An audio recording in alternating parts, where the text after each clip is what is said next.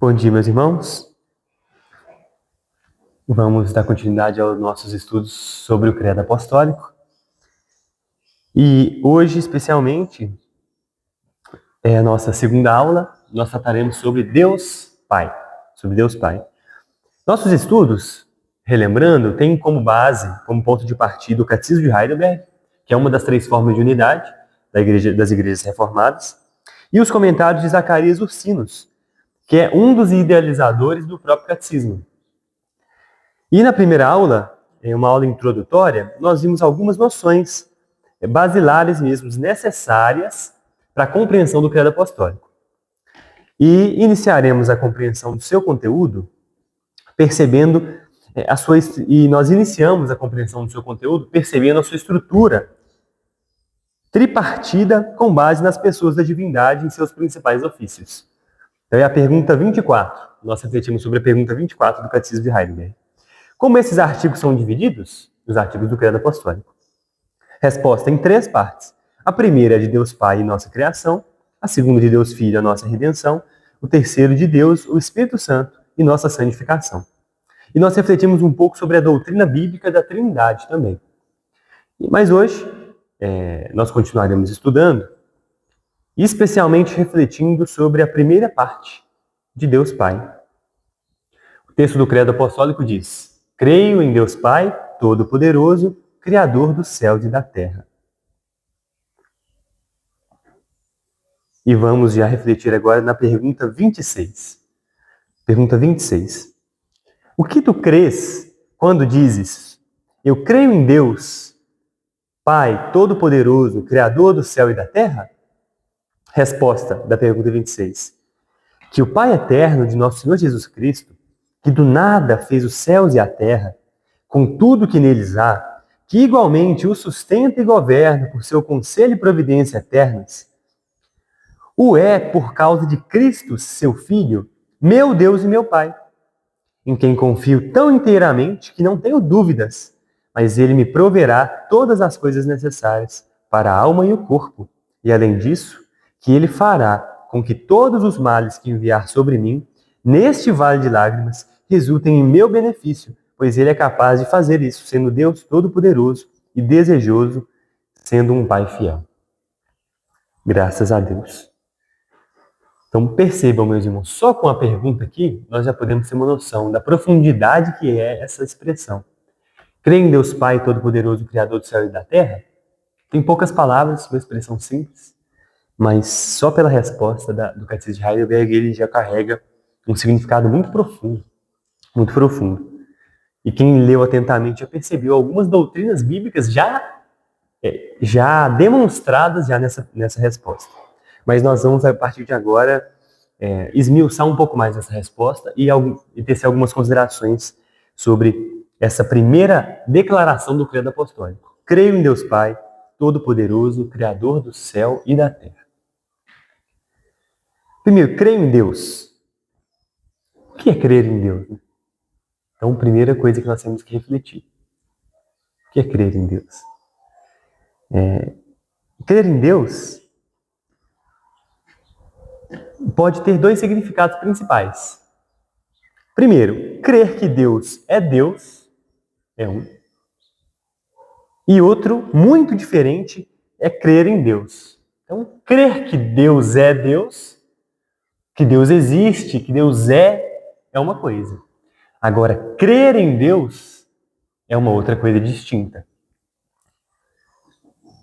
E você poderia, irmão, me explicar como que essas 2 formas de crença se diferem? Uma crê que Deus existe, a outra crer em Deus, como no Credo Apostólico diz, depositar nele a sua confiança. Crer que ele existe não necessariamente faz com que o que crê o conheça. Por exemplo, quando eu estava em Portugal e a sua esposa estava grávida, eu vim para cá e achei que ela estava grávida. Depois eu voltei para Portugal e ela nasceu em fevereiro. A Catarina. Então, eu sabia e cria que a Catarina existia, mas eu nunca vi, não conhecia como ela era. Então, acho que a diferença está nisso. Saber da existência, mas não conhecer. É um ótimo exemplo, uma ótima ilustração. Eu sei que Donald Trump existe. E eu tenho certeza que ele existe, mas eu não o conheço. Né? Um exemplo. Um ótimo exemplo de um bebezinho da própria Catarina. A primeira expressa uma fé histórica. Conhecimento de fatos. Sei que Deus existe. A última, não. Verdadeira fé ou confiança, no caso de Deus, e o que envolve, de fato, conhecê-lo. Então, creio que Deus implica em saber que há um Deus, tal como ele se revelou na sua palavra, a saber, uma essência espiritual, soberano, onipotente. Então, saber que ele existe, saber que ele é, até de certa maneira. Agora, creio em Deus, depositar nele a sua confiança, significa, eu não só creio que ele existe, mas eu creio que ele é o meu Deus. Ele não só é Deus, mas ele é o meu Deus. É, de fato, se apropriar pela fé de Deus e da sua graça. Ou seja, tudo que ele é e tem é para mim, é para a minha salvação. Tudo que eu tenho é ele que me deu. Então, é de fato a fé, essa fé salvífica que se apropria da graça de Cristo. Então, temos que ter muita atenção.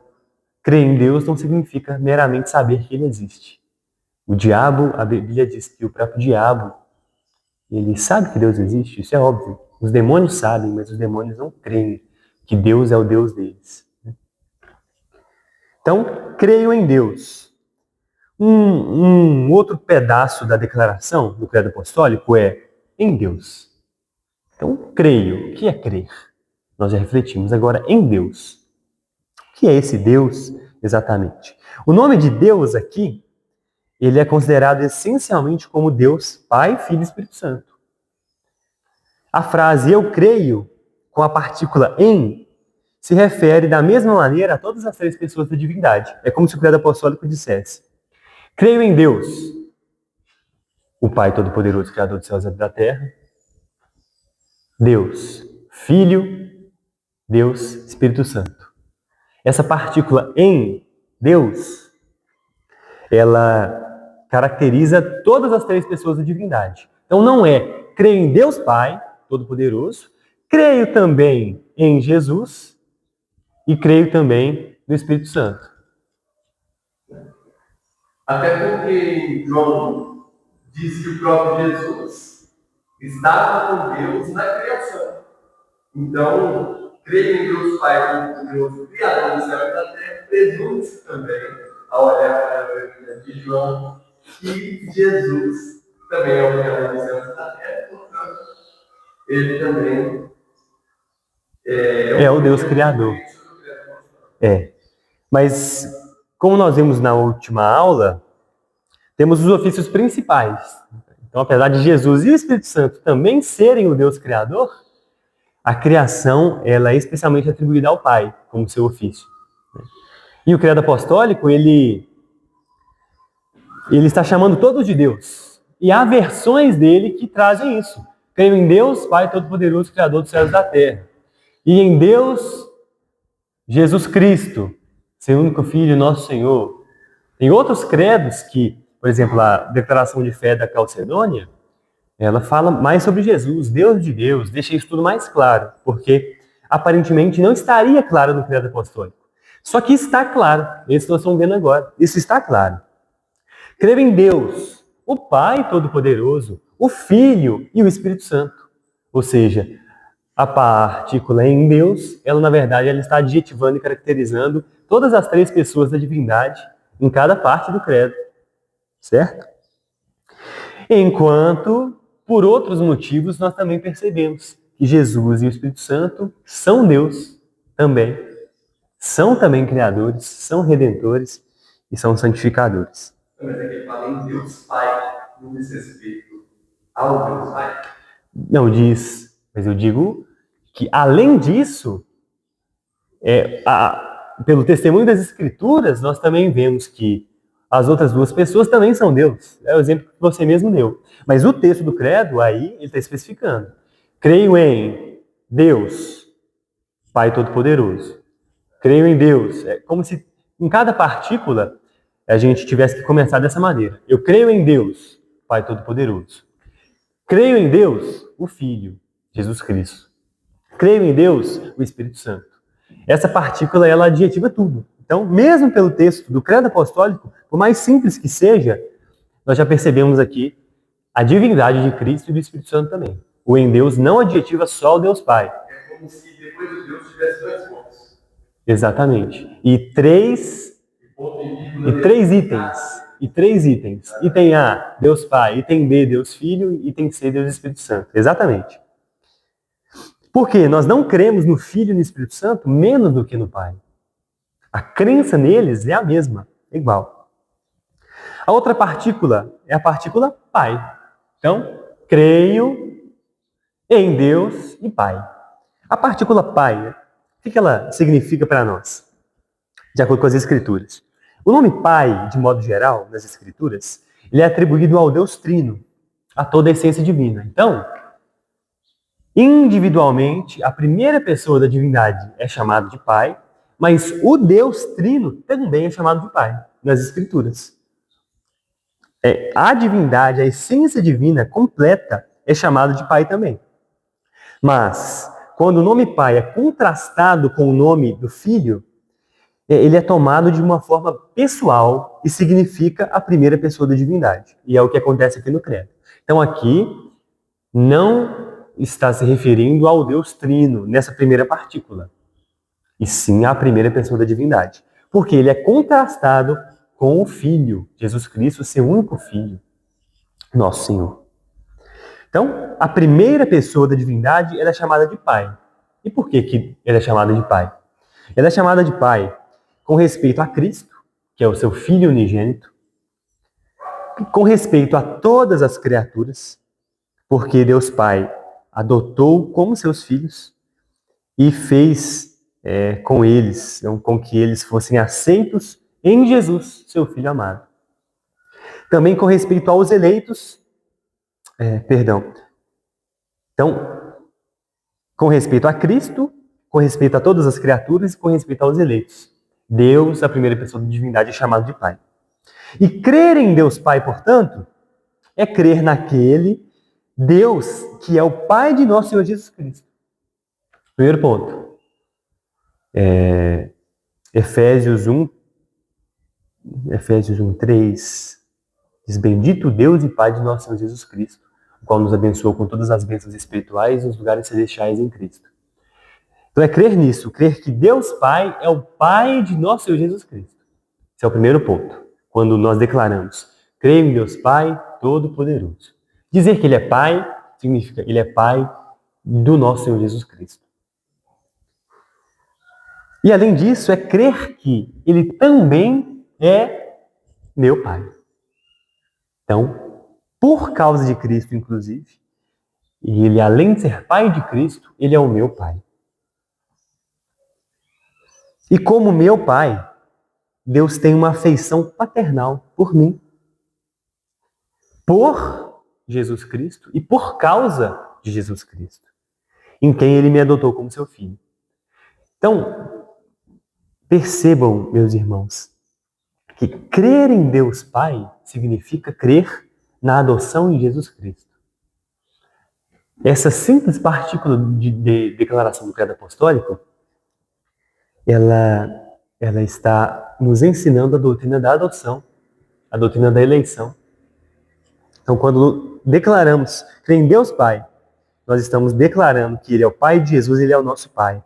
Porque por Jesus Cristo, fomos feitos filhos de Deus pela adoção. E por isso nós podemos chamar Deus de nosso Pai. E é isso que nós vemos também na oração dominical. Qual que é o prefácio da oração que nosso Senhor Jesus Cristo fez? Pai nosso que está no céu. E vamos para o Catecismo Maior de Westminster, pergunta 189, sobre a oração dominical. O que nos ensina o prefácio da oração do Senhor?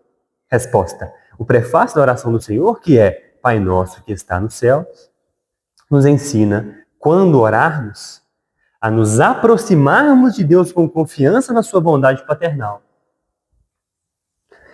e no nosso interesse nele, com reverência e todas as outras disposições de filhos, afetos celestes e a devida apreensão do seu soberano poder, majestade e graciosa condescendência, bem assim a orar com outros e por eles. Então, Pai nosso que está no céu, nós estamos dizendo, Deus é o meu Pai, e Ele me abençoa como um Pai que me ama, e eu o sirvo com reverência como um filho que ama esse Pai. Então, queridos, o Pai eterno de nosso Senhor Jesus Cristo, esse é o texto da resposta da pergunta 26. O Pai eterno de nosso Senhor Jesus Cristo, que do nada fez os céus e a terra, com tudo que neles há, que igualmente o sustenta e governa por seu conselho e providência eternas, o é por causa de Cristo, seu Filho, meu Deus e meu Pai. Então, a partir de agora, quando vocês declararem, creio em Deus Pai Todo-Poderoso, saibam, Célia, bom dia. Bom dia. Amém. Saibam que vocês estão declarando que Deus é Pai de nosso Senhor Jesus Cristo e por meio da adoção de filhos, da sua graça, Deus é o meu Pai. E como meu Pai, Ele me trata como um filho, com amor, com cuidado, com atenção, atendendo os meus desejos santos também, como a gente vê na oração do Pai Nosso. Então, creio em Deus Pai, Todo-Poderoso, Criador dos céus e da terra. Já refletimos sobre o creio, o em Deus e sobre o Pai. Passamos agora à partícula Todo-Poderoso. Uma pergunta para vocês. Deus pode fazer tudo e qualquer coisa? Deus pode fazer qualquer coisa? Desde que Ele queira, assim. Essa é uma boa colocação.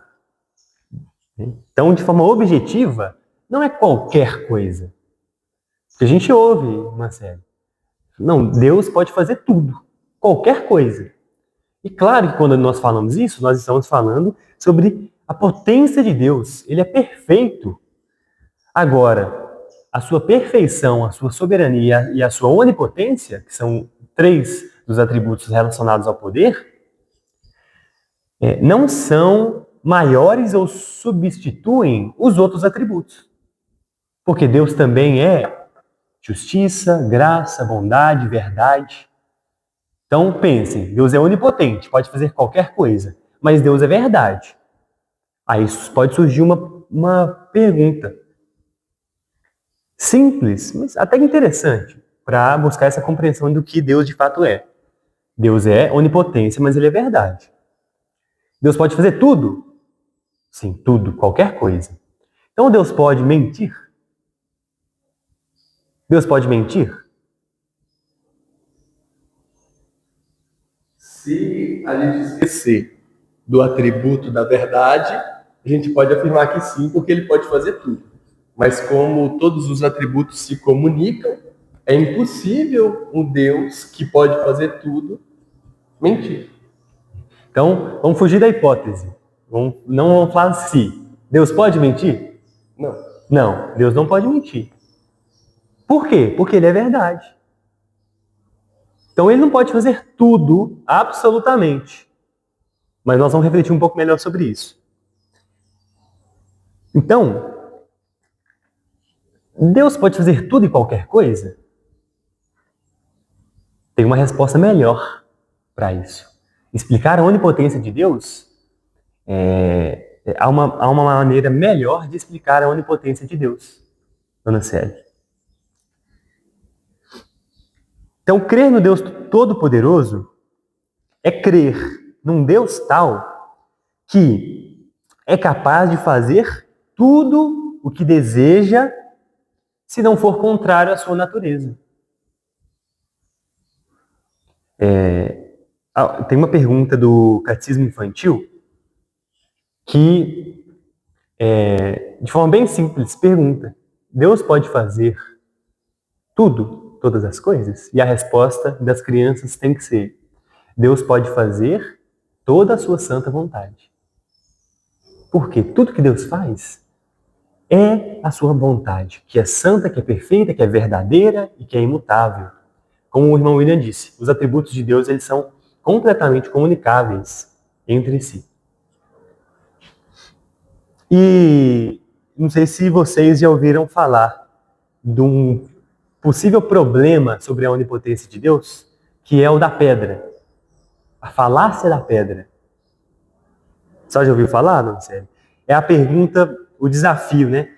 Deus pode criar uma pedra tão pesada que ele mesmo não pode levantar?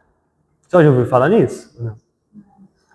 Eu já ouvi algumas vezes. Deus, se ele é todo poderoso, então agora eu vou destruir esse Deus. Olha só como eu sou inteligente, né?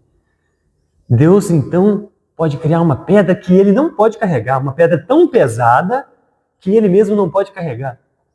E aí as pessoas acham que com essa pergunta eles vão destruir a onipotência de Deus. Não, então, se Deus não pode criar uma pedra que ele não pode carregar, então ele não é todo-poderoso.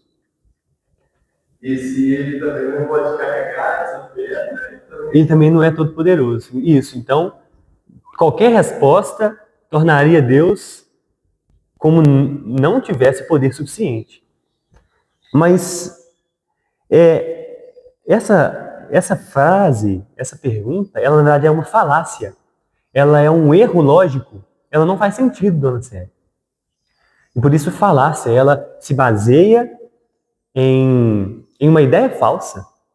Por isso que ela não se sustenta. Essa pergunta não faz nenhum sentido. Por que não faz nenhum sentido?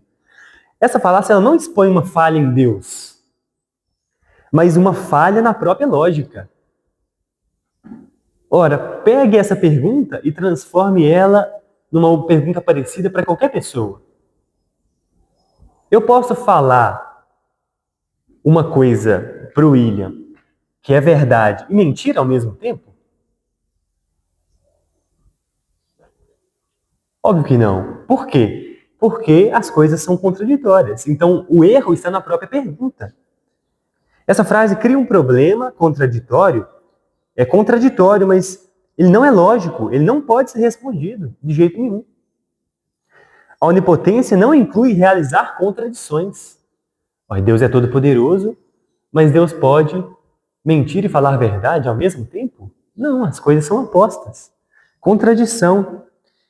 Isso porque as próprias leis da lógica foram criadas por Deus. A forma como o mundo funciona, mas não só como o mundo funciona, os animais, as árvores, a fotossíntese, os bebês, o nosso corpo, não só o mundo funciona como Deus criou para ser, mas as próprias leis que regem a lógica, a realidade e o pensamento. Então, a forma como eu penso, como as ideias se conectam, como a verdade pode ser entendida por nós, quando eu falo a grama é verde, o fato de eu entender que, de fato, aquela cor é verde e que a grama é verde, logo, isso aqui não é uma grama, porque não é verde, e por outros motivos também. Então, a própria lógica, a forma de pensar, foi criada por Deus.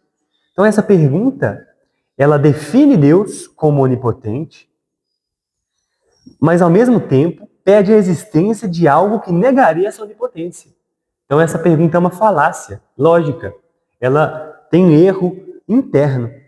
É como perguntar, Deus pode criar um círculo quadrado? Olha só, que pergunta idiota. Não é idiota, isso é idiotice. Pensar nisso é uma idiotice. Como Deus pode criar um círculo quadrado? Círculo ou é círculo ou é quadrado? Deus pode existir e não existir ao mesmo tempo? E no mesmo sentido? Então, de maneira nenhuma. E na realidade, as Escrituras afirmam várias coisas que Deus não pode fazer. A Bíblia diz várias coisas que Deus não pode fazer. Meus irmãos. Ora, Deus é onipotente, mas ele também é imutável. Então ele não muda Então Deus não pode mudar. Ele é o mesmo ontem, hoje e para sempre. É o sermão que o irmão William vai pregar hoje no culto vespertino. Então Deus não pode mudar. Ué, ele é onipotente? Não, mas ele não pode mudar.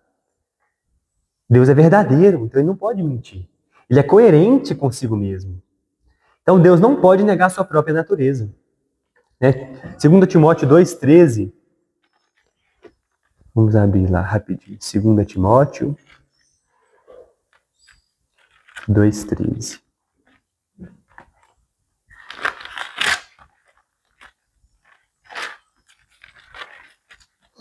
2,13 diz o seguinte: se formos infiéis, ele permanece fiel. Não pode negar a si mesmo. Deus não pode negar a si mesmo. Tito 1, verso 2 diz: em esperança da vida eterna, a qual Deus, que não pode mentir, prometeu antes dos tempos dos séculos. A esperança da vida eterna é baseada na verdade de Deus, porque Deus não pode mentir. Então, não é por falta de poder, mas porque tais atos não são compatíveis com quem Deus é. Então, Deus é onipotente. Mas essa é a verdadeira explicação da onipotência de Deus. E as crianças respondem às vezes muito bem. Deus pode fazer toda a sua sã vontade. Deus não pode fazer aquilo que é contra o seu próprio ser. Então, primeiro, crer no Deus Todo-Poderoso é crer num Deus tal que ele é capaz de fazer tudo o que deseja, se não for contrário à sua vontade. Também que Deus pode fazer todas as coisas por sua simples ordem e sem qualquer dificuldade. Então, falar que Deus é todo-poderoso, ele faz toda a sua santa vontade e ele faz tudo de uma forma muito simples, sem dificuldade. Ele é tão poderoso, que nada é difícil para ele. Nada. Não só impossível. Tem aquela frase, nada é impossível para Deus. Mas não só impossível, não é sequer difícil. Deus não criou o mundo com dificuldade. Ele não gastou 6 dias porque era difícil. Ele quis criar o mundo em 6 dias e descansar no 7º. É por diversos propósitos, inclusive para nos ensinar também como nós devemos lidar com o tempo, com o nosso tempo para a glória de Deus. Então Deus não tem dificuldade para nada. Por exemplo, Deus não está lutando com o diabo de igual para igual. Destruir o diabo para Deus era mais simples do que pisar numa formiga. Por que então que Deus ainda não destruiu o diabo? Porque ele não quis, não porque ele não pode. Nada é difícil para Deus. Terceiro, crer que Deus é todo-poderoso significa também crer que Deus é o único que tem poder para fazer todas as coisas. E ele é o dispenseiro desse poder que está em todas as suas criaturas. Ou seja, ele é todo-poderoso. Então ele não só pode fazer toda a sua santa vontade, como dele provém todo o poder. Então tudo que eu posso fazer como uma criatura, seja uma força motora, seja funcionamento de outros órgãos, seja realizar um compromisso que eu assumi, tudo isso é um poder que eu tenho que foi dado por Deus. Então Deus não só é o poder, mas ele é a fonte de todo o poder também para todas as suas criaturas. Então, isso significa dizer, meus irmãos, que Deus é todo-poderoso. Deus é todo-poderoso. E dele emana também todo o poder para nós. E por fim, que Deus também é todo-poderoso para o meu benefício. E Deus pode e irá dirigir e tomar todas as coisas, tornar todas as coisas subservientes à minha salvação. Então, como ele é meu Pai e ele é todo-poderoso, então todo o poder dele é direcionado também ao meu benefício, à minha salvação. Então, dizer que Deus é todo-poderoso significa dizer que ele é todo-poderoso também para mim, dona Célia, também para a senhora, como filha de Deus. Então, pensem nisso. Quando nós recitarmos no fim do culto de hoje, crer em Deus Pai Todo-Poderoso, tudo isso tem que estar na nossa mente, no nosso coração. E que Ele é tão poderoso, e especialmente poderoso, que como um Pai todo-poderoso, Ele também faz tudo para a minha salvação. E tudo coopera para o meu bem, se eu amo a Deus e fui chamado segundo o seu propósito. E pode surgir uma objeção para a gente finalizar aqui. Se Deus não pode mentir, morrer, desfazer algo que foi feito ou falhar, Ele não é todo-poderoso. A gente já tratou disso. Mas pode surgir uma objeção. Se Ele não pode, então, mentir ou se arrepender, Ele, então, não é todo-poderoso. Mas perceba que Ele é verdadeiramente todo-poderoso e onipotente. Ele pode fazer todas as coisas que indicam poder. Mas mentir, morrer, etc., não é um sinal de poder. É o contrário. É um sinal de fraqueza, de enfermidade. Mentir não é algo poderoso. É o contrário. Falhar é o contrário de poder. Falhar é não poder. Então perceba, não mentir e não falhar não torna Deus não todo-poderoso. É exatamente o contrário do que Deus é. Os defeitos estão em nós, nas criaturas, não em Deus. Então nós concluímos, Deus não é capaz de fazer ou querer as coisas que são indicativas de fraqueza e contrárias à sua natureza. Portanto, Ele é todo-poderoso. Deus não pode morrer. Por quê? O salário do pecado é a morte. Morrer não é um ato de poder, é um ato de falta de poder. Mentir é um ato de falta de poder. Falhar é um ato de falta de poder.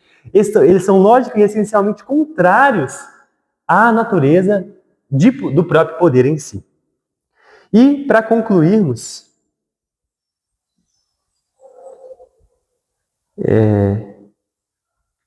não, na verdade, essa é a nossa conclusão.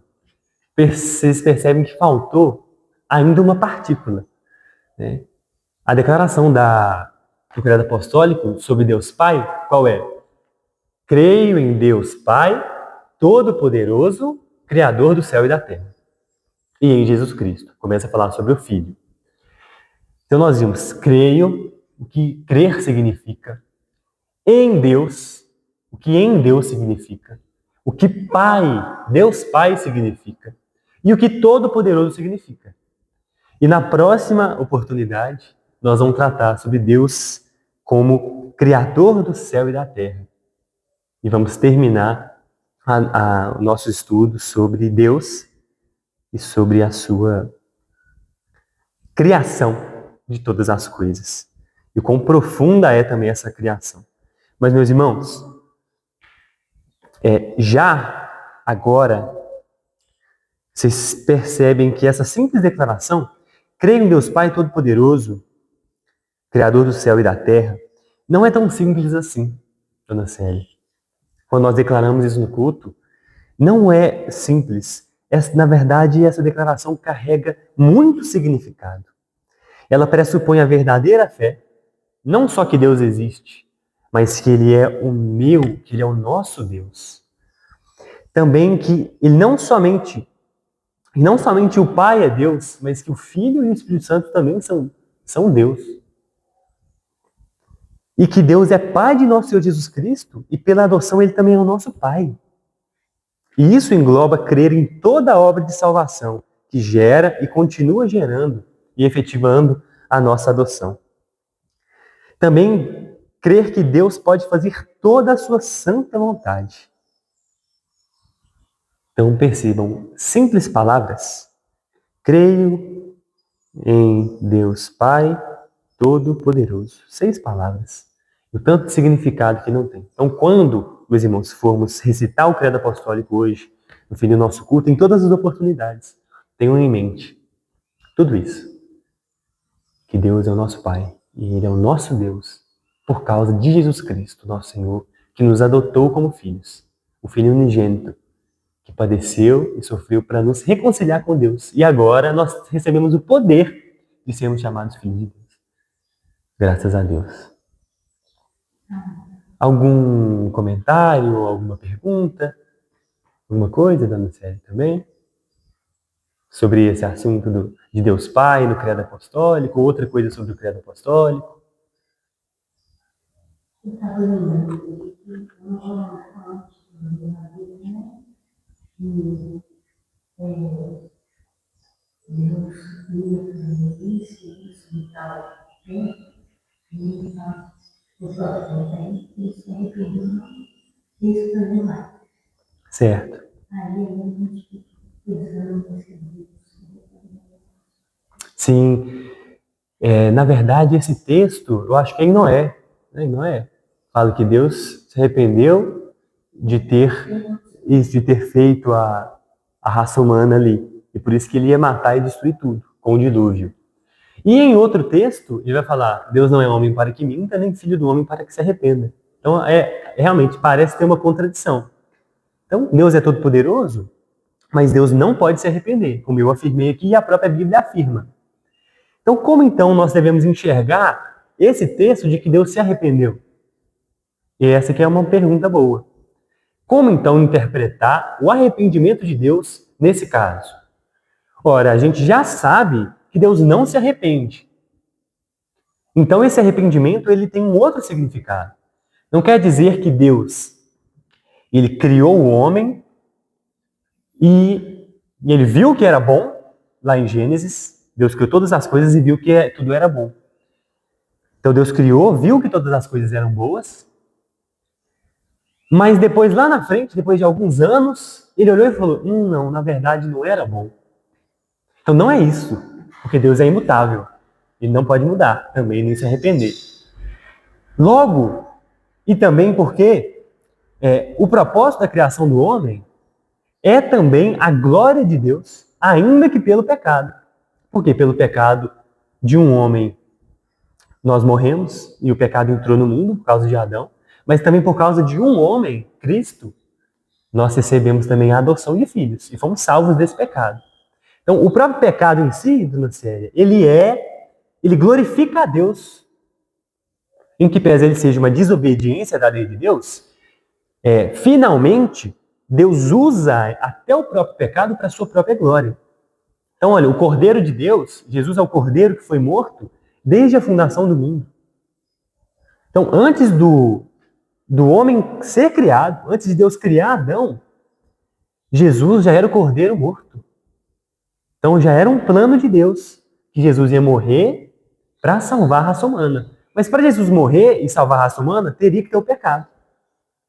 Então, perceba como Deus preordena até o próprio pecado para a sua própria glória e para ser exaltado em glória e para que Jesus Cristo seja exaltado também. Então, estou falando isso tudo para ficar mais claro que Deus não se arrepende. Deus não olhou lá em Noé e falou, poxa vida, eu acho que eu errei. Eu não devia ter criado esse homem. Olha que porcaria. Não é isso. Então o que é? E aí, de forma simples, já que não é isso, é uma outra coisa. Esse arrependimento lá, ele significa uma outra coisa. E como que a teologia reformada, que a própria Bíblia explica isso? É o que a gente chama de antropopatia. Significa atribuir a Deus um sentimento que é humano. Como se eu dissesse que Deus chorou, que Deus se entristeceu. Isso é um sentimento humano. Deus não é como nós. Ele sequer tem um corpo. Deus sequer tem olhos para chorar lágrimas. Jesus tem corpo. E Jesus chorou com lágrimas. Mas Deus Pai não. Então, eu estou atribuindo a Deus uma característica e um sentimento que é humano. Para quê? Para explicar. Deus quis explicar para nós um certo sentimento, uma inclinação contra aquela perversidade daqueles homens. E dizer que aqueles homens se desviaram tanto, mais tanto, mais tanto, e se tornaram tão maus, que Deus ia destruir eles. E aí, como explicar isso? Então Deus usa, por meio de Moisés, a expressão se arrependeu. Eu me arrependi. Deus fala, me arrependi.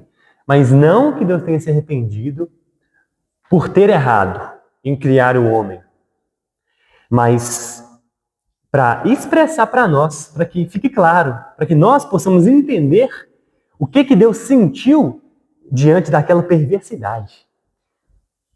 Aí o autor pega e coloca Deus como tendo se arrependido, só para fins didáticos, para ficar mais claro, sabe?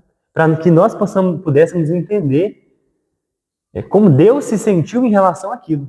Mas é um sentimento humano, é um sentimento nosso.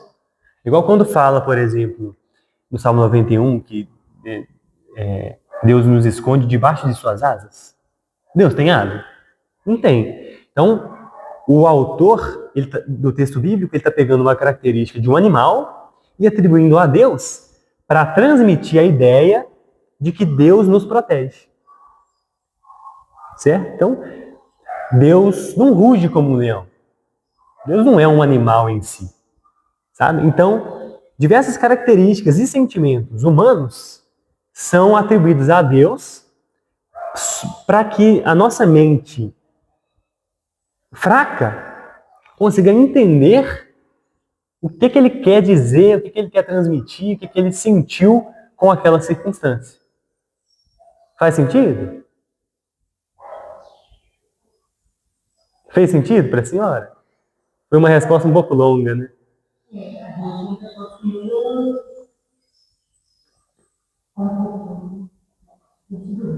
porque se for para pensar, eu fiz para facilitar. Isso. Acaba que eu consigo. Chamando de nós tem muita questão facilidade. Não, mas não é. Da forma que usou para facilitar o essa. Isso, mas não é para facilitar o nosso entendimento do texto em si. O que eu disse foi para facilitar a nossa percepção do sentimento de Deus. Como que o autor poderia dizer que Deus estava... que Deus, que não é como nós, um Deus que não se arrepende, mas que Deus estava assim, extremamente revoltado com aquela situação, com o aumento da maldade. Como autor, e o próprio Deus como inspirador do autor do texto, como transmitir isso para nós? Um Deus que não é como nós, que não tem os mesmos sentimentos que nós. Então, o próprio Deus escolheu utilizar aquela expressão, arrepender. Porque no fim da história, tendo ele a dificuldade, às vezes eu não entendo porque fala uma coisa errada, fala, né? Uhum. O que acontece? Ele também já sabe disso. E isso sabia, mas é esse o ponto. Deus quer transmitir para nós um sentimento de indignação que ele teve contra aquela perversidade daqueles homens. Deus poderia ter usado outra palavra? Poderia. Indignação? Poderia. Deus se indignou. Mas a palavra que Deus quis se arrependeu. Eu acho que ela transmite, inclusive, um peso muito maior do que indignar. Se indignar e o se arrepender é como se aquilo fosse completamente contra tudo que Deus tinha feito, sabe? Porque a gente pensa assim, como ele nosso Pai, nosso ser superior, a pessoa que a gente fala que não, olhar para a gente e você. Uhum. Aí realmente Isso, mas o que ele está falando não é dos filhos dele. Ele não está falando, ele está falando dos ímpios. Dos ímpios. Aqueles não eram salvos. Eram ímpios. Eram homens iníquos, perversos, da época de Noé. E Deus só salva, por graça, a família de Noé. Aqueles homens eram ímpios, sabe? Iníquos, impuros mesmo. Deus não fala isso de nós. De nós ele fala, Jesus fala, vinde benditos de meu Pai. Deus nos chama de filhos. Então Deus não se arrependeu de nos criar. Ele diz que se arrependeu para transmitir a indignação dele pelo pecado daquela pessoa. Mas assim, de forma para concluir, quando nós temos dúvida sobre um texto bíblico, nós temos que usar outros textos para esclarecer. Essa é a analogia da fé. A gente tem que usar outros textos. Então, lá fala que Deus se arrependeu. Mas, em outro lugar, fala que Deus não se arrepende. Se Deus não se arrepende, e tudo que eu expliquei também para a senhora, que ele é perfeito, que ele é imutável, então, aquele arrependeu-se não é o arrependimento de ter cometido um erro. Não é. O que é, então? Alguma outra coisa. Então, quando a senhora passar por esse texto, não pense que Deus errou. Não pense. Aquele arrependeu, ele tem um outro sentido. O que eu disse para a senhora aqui foi um sentido didático, de transmitir para nós uma emoção tão profunda de Deus com uma característica que é humana. Sabe? Mas uma coisa é fato, aquele texto não quer dizer que Deus falhou ou errou, né? Eu já li algumas vezes, não só na parte de Noé, mas não que Deus errou. Sim. Sempre mais usando a palavra arrependimento da forma que eu entendo que é arrependimento. Então, fiquei nessa dúvida e eu acredito que não, só para mim. Não, com certeza, com certeza. Mas esse é o ponto. Não significa um erro. O que então significa? Mas uma coisa é fato. Deus não é como nós. O texto diz, Deus não é homem para que minta, nem filho do homem para que se arrependa. Deus não é como nós. Ele não é como um animal. Então, os escritores bíblicos eles vão se valer de sentimentos e de características humanas e da própria criação para transmitir certas coisas. A questão das asas, o rugido do leão, e tem diversas outras características relacionadas com isso. Para que a gente possa entender um Deus tão diferente de nós. Um Deus que é espírito. E isso é o uso de um símbolo. Como dizer que Jesus é um cordeiro? Ele não é um cordeiro literalmente. Ele não é um leão literalmente. Mas é um símbolo. Então, a Bíblia é cheia de símbolos e ilustrações para tentar nos fazer compreender esse Deus. Então, o arrependimento ali é uma dessas formas de nos fazer tentar entender aquele sentimento que Deus sentiu ali. Mas não é, obviamente, falha nem erro.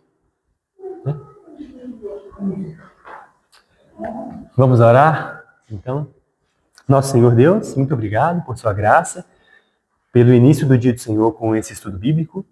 Graças ao Senhor pelo Criado Apostólico e por Deus Pai, Pai de nosso Senhor Jesus Cristo, que também é o nosso Pai.